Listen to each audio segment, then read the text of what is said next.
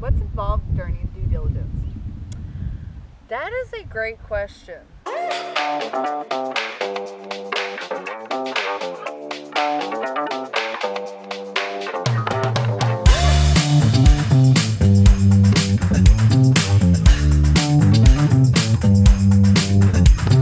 With home inspections, because we've already got it pre-scheduled, we have to, set up a day. I ask my clients, first of all, can you be there?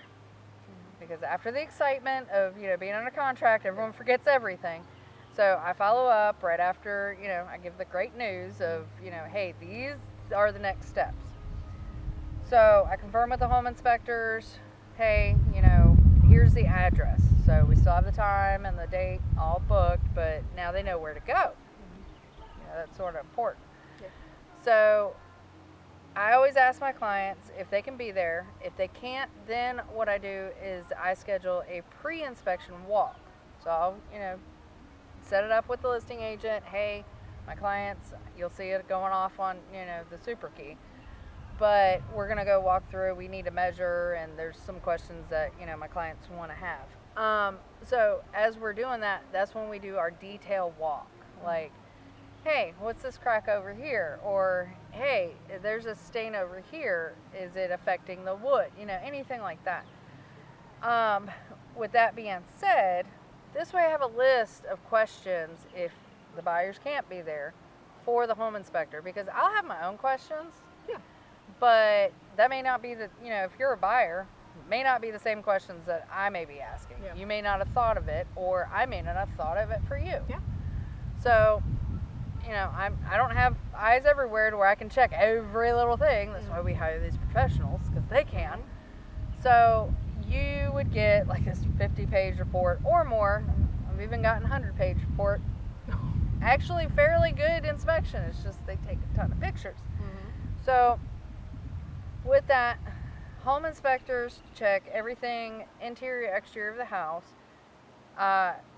For the termite inspectors, they check if you have a crawl space. They check all around, just making sure that it's not just termites, but wood destroying organisms.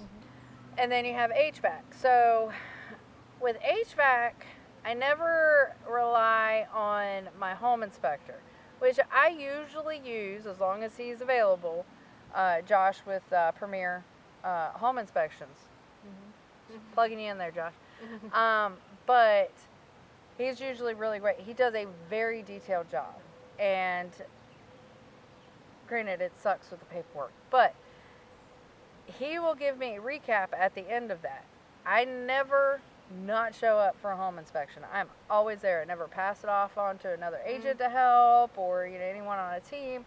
I never do that. I handle it myself. Good. So he'll check everything from the ground up. And there's things that, you don't even think about. Foundation, crawl space, brick, anything like that. That's how I learned. Now, granted, he is not a structural engineer, but he also recommends to talk with a structural engineer, because these are things that he's seen.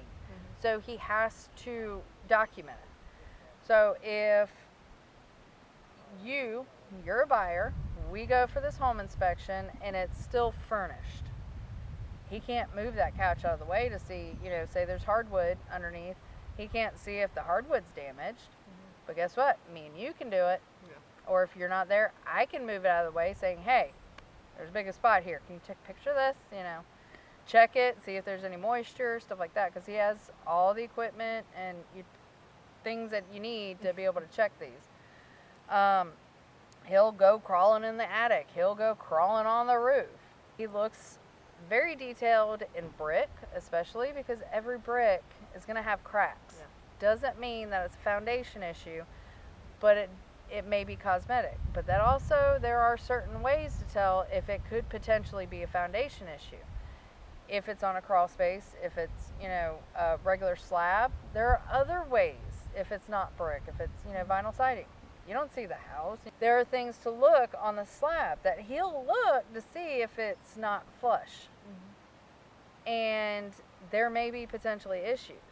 So that is one thing I definitely always tell everyone from top to bottom. Major things, roof, foundation, that you have to make sure are fully checked. So, and that's even, inside in the attic space. So definitely, as a buyer, always try to be there for the home inspections, but if not, pre-schedule or schedule a pre-inspection walkthrough with your agent, so that way things that you just were excited, this house was beautiful, it looked great, it's all this. Guess what? It may be all that, but as we have found out, it not always is just all that. So those are like pretty much the steps that, and we get the home inspections, as soon as it's paid for, he gets it to me that afternoon. Usually like an hour or two, because he's got to get everything, loaded. But yeah, he'll give me a quick recap while he's there of, hey, it's a great home. There's no huge things, but these things are going to pop up on the report because, it may be a code violation, or it may be something that we really need to look into and hire a professional, because he may not think that it's, detrimental, but finding out from a, professional. So there may be a foundation, crack or something like that. Doesn't look like it's huge because it meets the standards, but he may say you might want to hire someone. So I hire a structural engineer or a foundation company. Guess what? There's an issue. And when it's foundation, that's a material defect. So those are some things to look for. Those are my recommendations, and I always try to get my buyers to be there. But if they can't, always make sure that you go back to that property after you're under contract, before inspections, and make sure you do a detailed walk. Just walk up. We call it elevator eyes. Well, you're doing that in every section. So, and I feel like at that point, you're taking emotions aside. So you get all emotional when you're putting in an offer, you fall in love with the home, but when that is gone, then it's due diligence period, and that's when you really need to focus on logistics with the home. Yeah, because this is where it is business. Like, it is strictly business. Do not get your emotional, or your emotions involved in it, because this is now a transaction. This is now the time to where if you need to get out due to some issues, you can financially get out.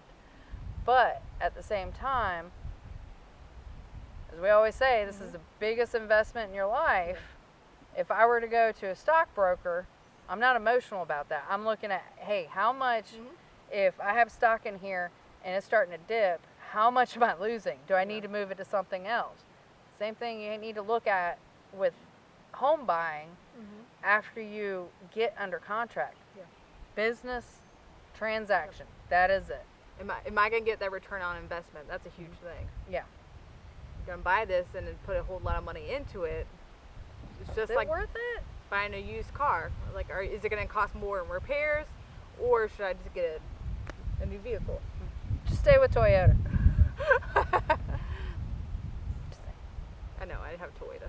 I want a Toyota. My husband has a Toyota. I love Toyota. For more tips, tricks, and advice, hit that like, subscribe, and notification bell that's like somewhere over here. Down here. It's there.